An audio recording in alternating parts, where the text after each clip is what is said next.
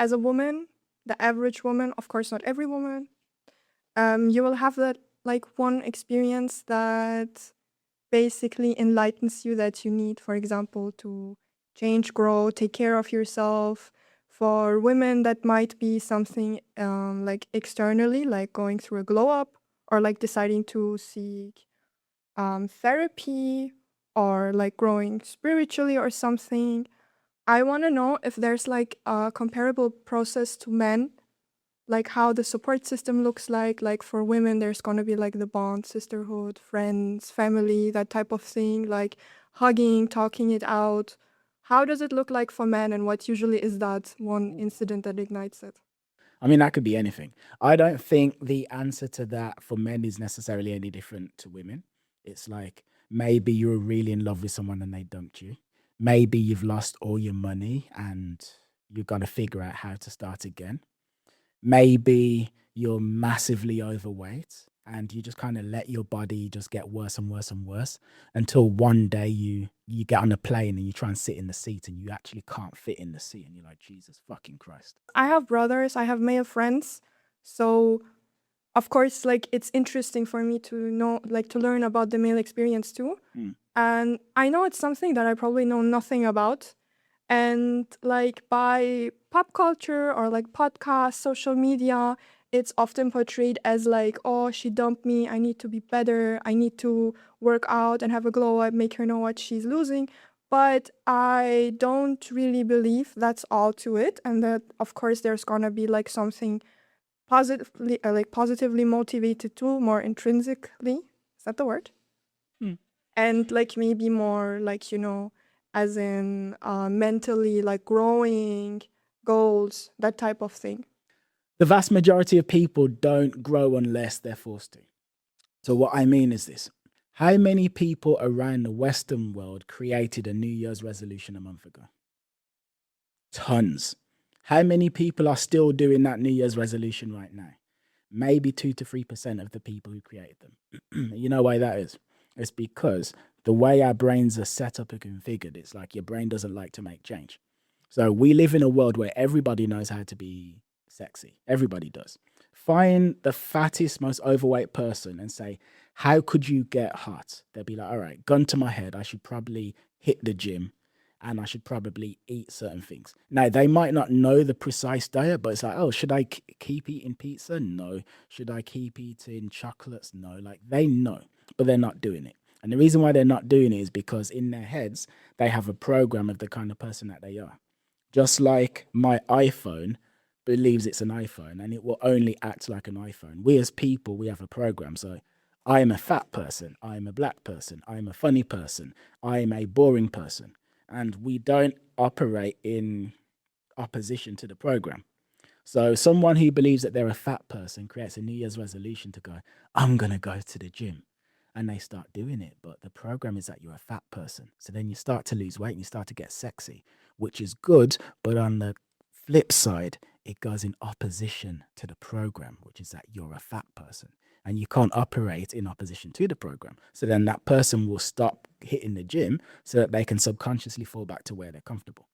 Now, that's the reason why most people don't make changes. It is possible to make a change, but you have to hit like a point where in your brain, subconsciously, you realize that changing is less painful than staying the same because your brain thinks that change is painful. So most people aren't going to make a change out of like, I just want to become better. Like there are people that do that, but most people don't. So that's that. Now, as for the specific thing that's going to cause a man to change, I mean, it can be anything that's really painful to him. So all you have to think of is what really matters to him and what would be really painful for him to lose, and then boom. He might be beaten up in front of his wife and he's like, nah, fuck that, never again. So then he joins a Brazilian jiu-jitsu class and he just gets really into it because he doesn't want that. Or maybe he needs to look after someone and he doesn't have the money to do it. So he's like, I need to get cash. So then he starts a business. It could be anything. Now, the support system, non-existent, pretty much. That's so sad.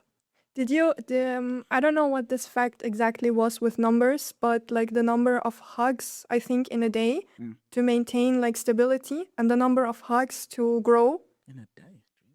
I think it was around 7 to be like, stable emotionally and like along the needs. And I think about 12, but I would have to look it up. Do you get 7 hugs a day?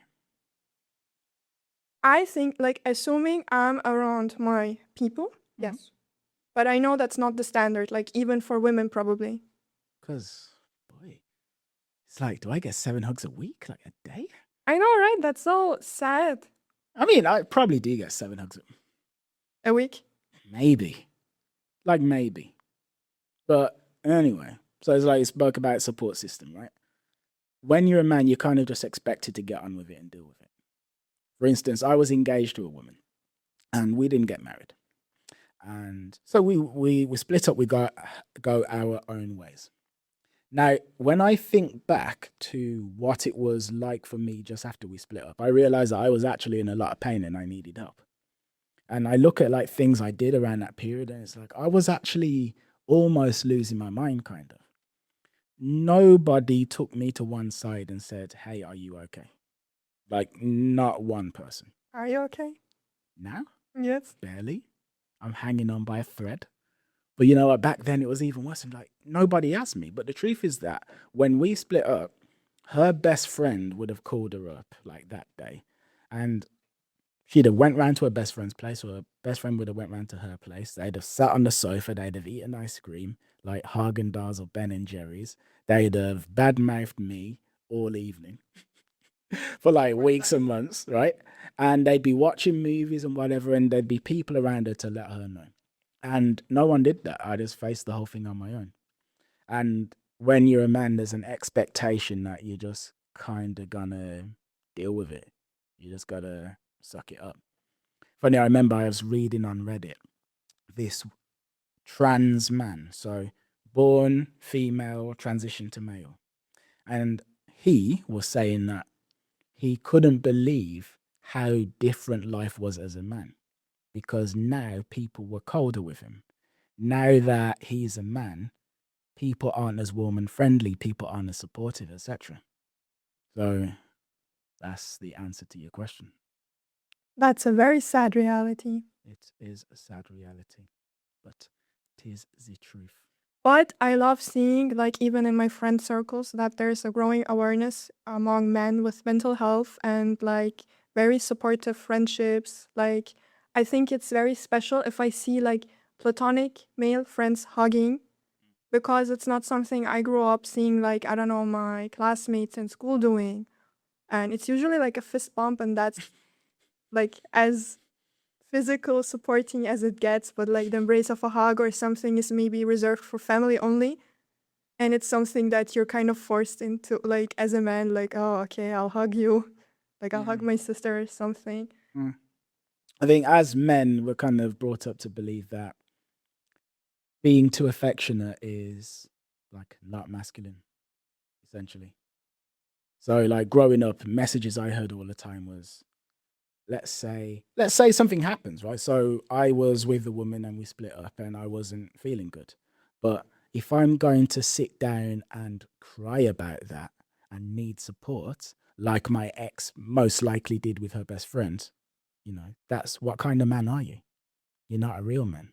That's gay. That's what they used to say. That's gay. And of course, you don't want to be gay. You want to be a real man. So you just deal with it. You shut up and you take it on the chin. I love that we're moving away from that. I know that there's like a lot of improvement still to, like a lot of room for improvement and potential. And I think like growing up, like now I realize how lucky I was because my oldest brother and I are very close, and he practically raised me, and I consider him like my best friend. And for like I now realize how like out of the box everything he did for me and my family was, and that it was like that maybe we took it for granted because you just don't question things that are natural for you but are not, maybe not for others. But for us it was like never an issue to say like I love you, or like hugging each other and like reassuring, because you never know like when it's the last time you see each other and things like that. And I'm really thankful for that. And I realized that's not maybe the reality for every like man or every boy growing up. No, it's not. Well, yeah, you're very lucky to have that experience.